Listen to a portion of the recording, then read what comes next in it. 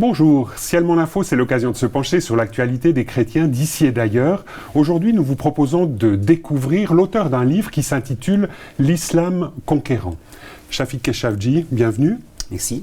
Alors, vous êtes pasteur réformé, vous avez été professeur de théologie à Genève, vous avez publié toute une série de livres, à la fois des livres de spécialistes, mais aussi des livres grand public, notamment Le Roi, le Sage et le Bouffon. Et aujourd'hui, vous publiez ce livre qui s'intitule « L'Islam conquérant ». Alors pourquoi ? L'islam conquérant parce que j'ai pris conscience au fil des années que c'est important de garder à la fois une liberté fondamentale et une recherche de vérité. Liberté fondamentale, c'est-à-dire que c'est important qu'on puisse être attentif à qu'est-ce qui permet de faire grandir la liberté et qu'est-ce qui est peut-être un frein à la liberté.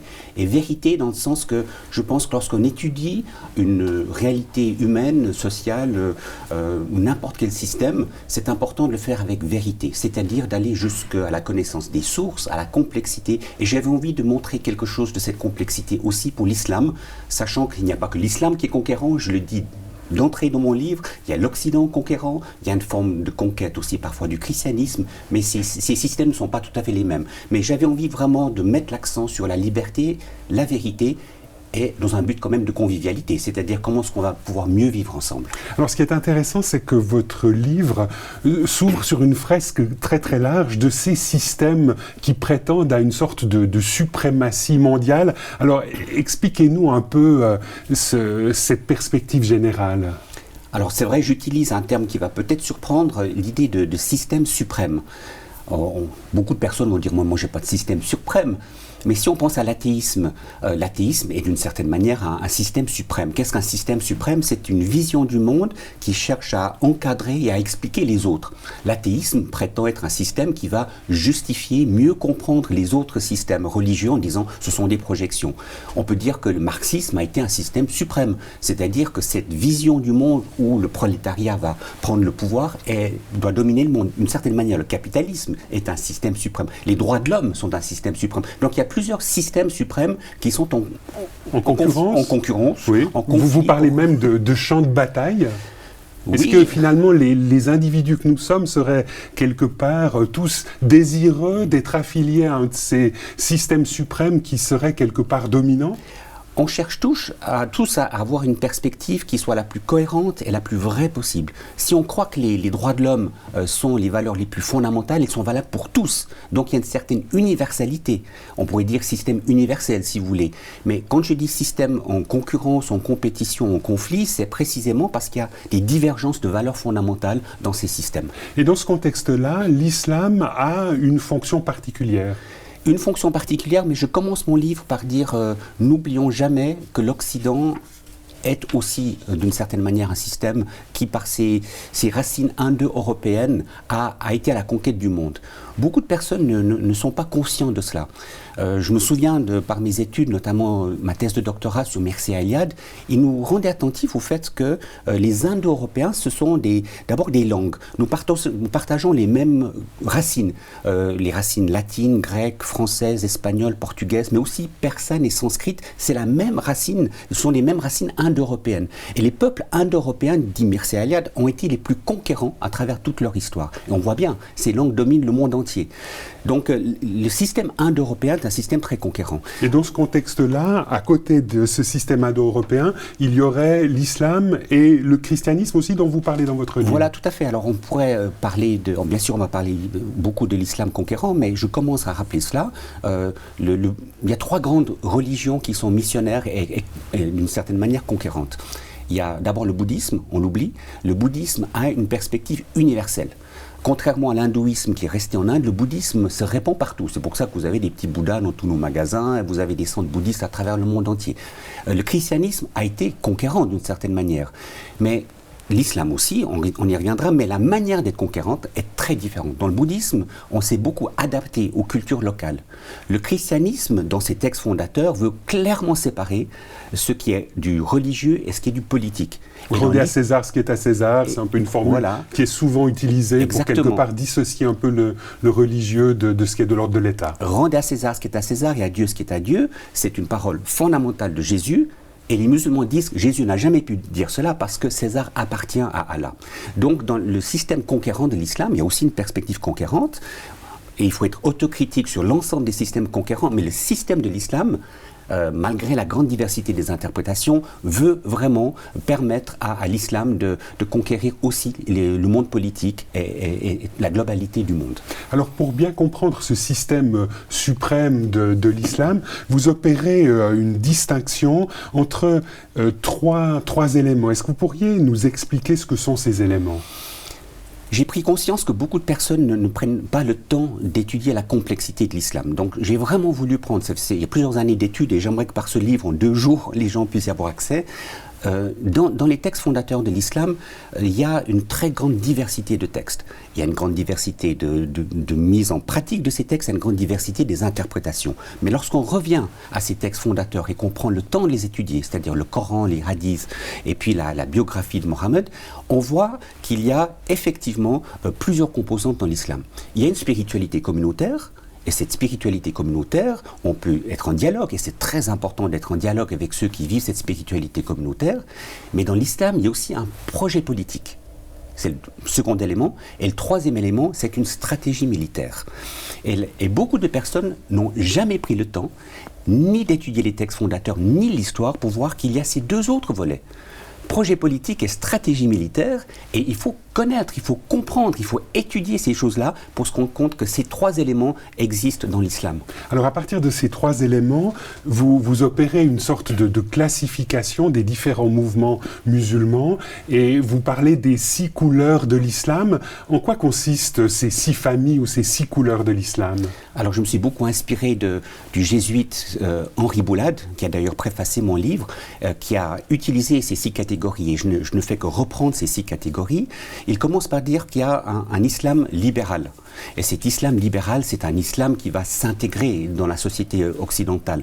Les musulmans libéraux disent les droits de l'homme priment sur tout le reste. Et donc, ils vont vivre leur spiritualité communautaire, mais ils renoncent clairement au projet politique, à une stratégie militaire. Donc ça, c'est la première couleur. Voilà, première couleur. La seconde couleur, c'est l'islam mystique, l'islam soufi.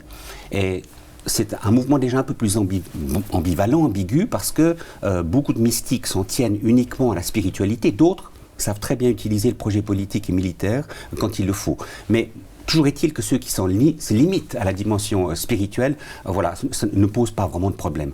Donc, deuxième famille, l'islam soufi ou spirituel. La troisième famille, c'est l'islam culturel ou qu'on pourrait appeler maraboutique, que l'on trouve régulièrement en Afrique. Exactement. Cet islam culturel et populaire, c'est un islam qui va chercher à faire le lien entre l'héritage musulman, mais aussi les héritages locaux. Et donc, pendant longtemps en Afrique, on avait vu ce mixte entre des éléments culturels africains et puis l'élément de l'islam qui est venu de l'extérieur. Voilà. Donc le troisième élément, l'islam culturel et populaire. Le quatrième ? On peut appeler ça l'islam officiel, étatique. Officiel et étatique. Et là, on a nouveau, à l'interne de cet islam officiel et étatique, vous avez une grande gamme. Si c'est l'islam qui vient de Tunisie, ou d'Algérie, ou d'Arabie Saoudite, ou d'Égypte, ou de Turquie, on va avoir une diversité. Mais on voit déjà, c'est un islam qui est intégré soit dans un pays ou un ensemble de pays. L'organisation de la coopération islamique, qui regroupe 57 États islamiques, a très clairement formuler des éléments aussi de leur identité, de cet islam étatique et politique, et qui très clairement veut aussi conquérir l'Occident. Donc on a ce quatrième élément qui est l'islam étatique. Les 2 derniers, vous les taxez d'islam radical. Est-ce que vous pourriez détailler un peu ces 5e et 6e couleurs de l'islam ? Alors volontiers, le 5e, c'est l'islam radical qu'on peut appeler d'imprégnation, c'est-à-dire un islam qui revient aux racines des textes fondateurs. On pense aux frères musulmans en particulier. Ces mouvements-là disent qu'il faut pouvoir islamiser l'ensemble de la société, parce qu'un musulman ne peut pas être musulman si l'État n'est pas islamique. Ça, il faut le savoir. Donc, ils vont revenir à cela, et ils vont essayer d'islamiser, mais en imprégnant la société de valeurs musulmanes, en étant très sympathique au départ, mais avec l'objectif clair de revenir à ses racines. Et vous avez le 6e 6e, qu'on peut appeler un islam radical révolutionnaire, c'est-à-dire un islam qui revient au comportement de Mohammed, qui a su utiliser l'armée, qui a su utiliser la terreur, qui a su utiliser la violence militaire pour conquérir. Et là, dans ce contexte, vous mettez par exemple l'islam d'un Khomeini dans cette catégorie-là. Mais aussi finalement toute la suite, qu'on prenne Al-Qaïda ou l'État islamique. Exactement. Celui qui a donné énormément d'impulsion à cela, c'est Khomeini avec la révolution en Iran. Et on voit lorsqu'on lit les textes, et une fois de plus, nos politiciens n'ont jamais pris le temps, très peu ont fait cela, lorsqu'on lit les textes de Khomeini, Khomeini revient simplement aux fondamentaux. Il revient au Coran, il revient au Hadith, et il veut mettre ça en pratique. Donc c'est pas quelqu'un qui est extrémiste. Il revient simplement aux racines, mais c'est un islam radical et révolutionnaire. Il veut faire la révolution, et cette révolution, elle a été exportée partout. Et comme vous l'avez dit, l'État islamique ou Al-Qaïda se sont beaucoup inspirés de cela, mais dans un contexte sunnite. Alors dans ce contexte-là, finalement, lorsque aujourd'hui on négocie ou on discute avec des communautés musulmanes, souvent, en tant qu'occidental, on n'a pas à l'esprit que l'islam est plus qu'une religion. C'est une grande erreur lorsque des politiciens ou même des gens d'église discutent avec des musulmans. Ils n'ont pas en tête cette grande diversité et ils projettent sur l'islam leur propre conception du christianisme.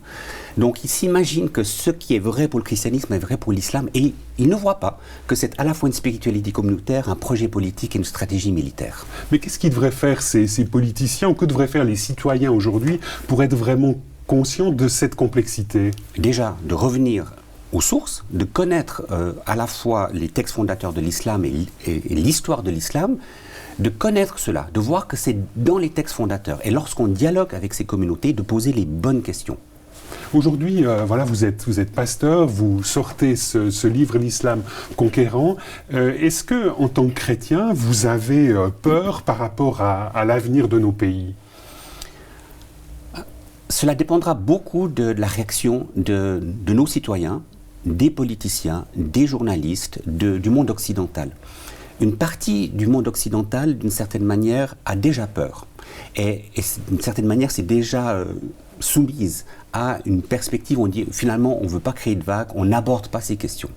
Alors ça je trouve dommage, mais je crois qu'il y a une réaction aussi forte. Il y a des personnes qui commencent à se dire mais on a le droit d'étudier ces textes. Je pense à un Michel Onfray, je ne partage pas du tout sa perspective. Donc un philosophe français, athée? Athée, très critique du christianisme, il a écrit un petit livre Penser l'islam, et sur 90% de son livre je suis d'accord avec lui. Pourquoi? Parce qu'il revient simplement à décrire ces textes en disant nous avons en Occident un vrai problème. Donc vous avez des gens qui au nom soit du siècle des Lumières, très critique des religions, soit au nom du judéo-christianisme qui marque nos sociétés, disent « Attendez, on ne va pas se laisser conquérir par une vision du monde qui a apporté peut-être du bien, mais qui a fait beaucoup de dégâts et qui continue de faire beaucoup de dégâts dans d'autres pays. Nous ne voulons pas. » Donc s'il y a une prise de conscience que nos valeurs humanistes, nos valeurs judéo-chrétiennes ont du sens, je n'ai pas peur pour l'avancée de l'islam. Mais est-ce qu'on ne va pas vous reprocher, là, finalement, de gommer le temps qui existe entre la rédaction du Coran et puis aujourd'hui, c'est-à-dire le fait que ces communautés ont évolué et que, quelque part, elles sont tout à fait capables de s'adapter à la modernité? C'est pour ça qu'il faut constamment revenir à ces 6 grandes familles. Si des communautés musulmanes acceptent clairement en disant les textes du Coran et des hadiths, ce sont les textes du 6e, 7e, 8e siècle qui sont dépassés et on va prendre juste la spiritualité, mais aujourd'hui on prend les droits de l'homme comme base commune et on renonce très clairement à ce qui est problématique dans ces textes. Mais il faut renoncer à cet élément combatif des textes. Et ça, on l'entend très peu. Même des communautés qui cherchent à être reconnues, ils ne disent pas, écoutez, ces textes qui parlent de haine à l'égard des juifs, haine à l'égard des mécréants, le fait que la liberté de conscience n'existe pas vraiment, tous ces éléments-là ne sont pas abordés. Pourtant, ils sont dans les textes. Alors, si les communautés qui sont là cherchent à s'adapter et renoncent à ces éléments de conquête, ça va aller. Mais si ces communautés ne le font pas, on est au-devant d'un vrai problème. Et je dis dans mon livre, l'islam politique qui cherche à islamiser l'État, eh bien cet islam doit être cadré. Et cadré par nos valeurs non négociables. la liberté, l'égalité homme-femme, la pluralité, ce sont des valeurs non négociables. Et la possibilité aussi de changer de religion? Voilà, ça c'est un élément fondamental. Dans l'islam, on peut très facilement entrer dans l'islam, mais c'est extrêmement difficile d'en sortir parce qu'il est dit, celui qui change de religion, tuez-le. C'est-à-dire celui qui quitte l'islam, il peut être mis à mort. En Occident, on n'osera peut-être pas forcément mettre à mort, mais on va créer des problèmes énormes pour un musulman qui aimerait devenir athée, chrétien ou bouddhiste. Et là, il faut défendre cette valeur de la liberté, parce que c'est quand même une des valeurs fondamentales de l'Occident. Chafik Keshavji, merci beaucoup d'avoir accepté de venir sur ce plateau de Ciel Monde Info. Je rappelle que vous venez de publier un livre qui s'intitule « L'islam conquérant » aux éditions ICRI.